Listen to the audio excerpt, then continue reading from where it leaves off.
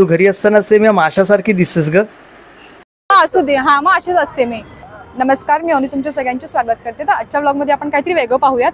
तर आज मी आली आहे मासे पाहण्यासाठी आणि त्याच्यासाठी नदीकाठी किंवा समुद्रकिनारी जायची आवश्यकता नाहीये. तर मासे पाहण्यासाठी मी आले आहे मुलुंडला. तर मुलुंड येथे इंडियात largest under water fish tunnel expo exhibition भरलेलं आहे आणि याचं लोकेशन मी तुम्हाला सांगते. मुलुंड वेस्टला LBS रोडवर आर मॉलच्या अगदी समोर हे एक्झिबिशन भरलेलं आहे आणि पार्किंगची देखील सोय आहे. बाईक पार्किंगचे 50 रुपये तर 4 व्हीलरचे 100 रुपये आहेत.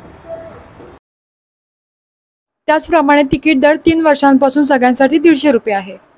आणि इथे आत आल्यावर इथे भल्या मोठ्या माशाची प्रतिकृती आपल्याला दिसते आणि सोबतच इथे कोणते कोणते मासे या टनलमध्ये आहेत ते. अवनी इकडे ग.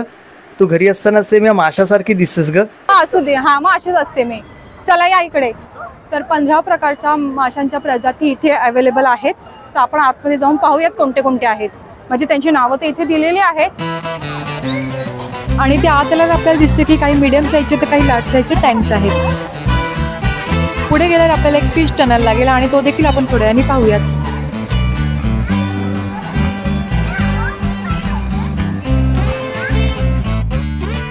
आणि ते बऱ्याचशा फिश टँक्स वरती माशांची नावे लिहिलेली नाहीयेत, त्यामुळे मला बऱ्याचशा प्रजातींची नावे समजली नाहीत. हे मासे खूपच शांत दिसतात, अगदी त्यांच्या नावाप्रमाणे.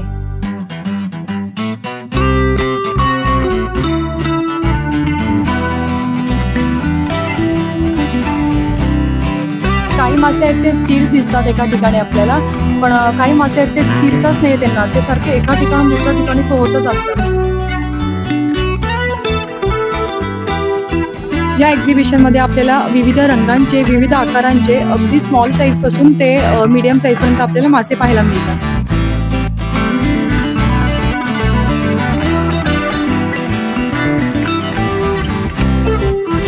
व्हाईट शार्क या नावानेच आपल्याला भीती वाटते, पण इथे जे व्हाईट शार्क आहेत ना ते आकाराने मोठे नाही आहेत आणि त्याचप्रमाणे ह्या टँक मध्ये सारेच मासे व्हाईट शार्क नसून काही वेगळे मासे देखील आहेत. आणि आपण कोणीही ओळखू शकतो. इथे अगदी लहान मुलं देखील ओळखू शकतात की इथे व्हाईट शार्क कोणते आहेत आणि साधे मासे कोणते आहेत.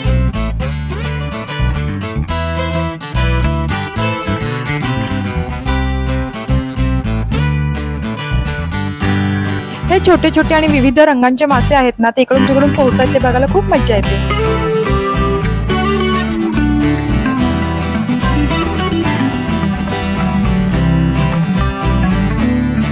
माझ्याऐवजी या माशांची चित्रीकरण जर एखादा लेखक, कवी, सुभाषितकार किंवा शायर करत असता तर त्यांना या विविध आकारांच्या, विविध रंगांच्या, विविध वैशिष्ट्यांच्या माशांना पाहून अनेक प्रकारची सुंदर आणि कल्पनात्मक लेखन, काव्य, सुभाषिते, त्याचप्रमाणे गझल सुचले असते.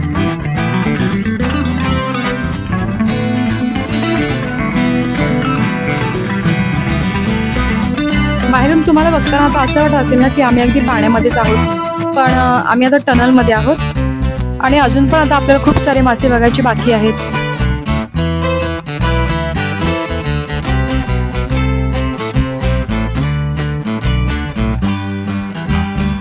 या टनल मधले टँक्स मोठ्या आकाराचे आहेत, त्यामुळे आपल्याला इथे मोठे मासे देखील पाहायला मिळतात.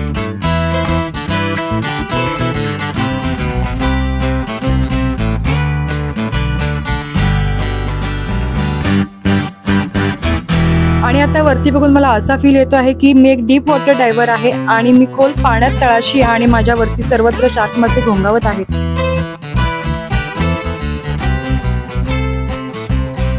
या उभ्या टाकलेल्या माशाकडे बघून मला असा प्रश्न पडला आहे की हा कोणता आसन करत असावा.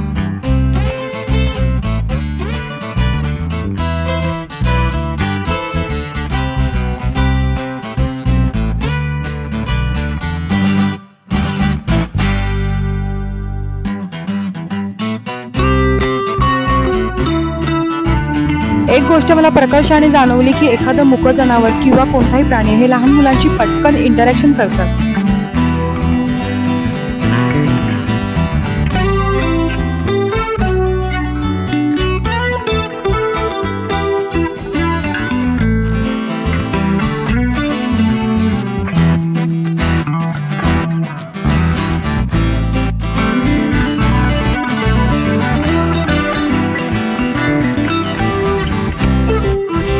आणि आता जाता जाता आपण अजून काही मासे बघूयात आणि भेटूयात पुढच्या ब्लॉगमध्ये.